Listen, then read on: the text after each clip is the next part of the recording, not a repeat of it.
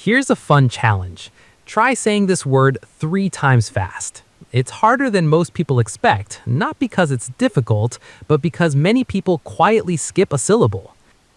The standard American pronunciation is Mayonnaise. Let's slow it down.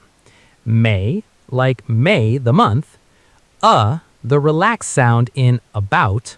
Naze rhymes with days. Now connect the sounds. Mayonnaise.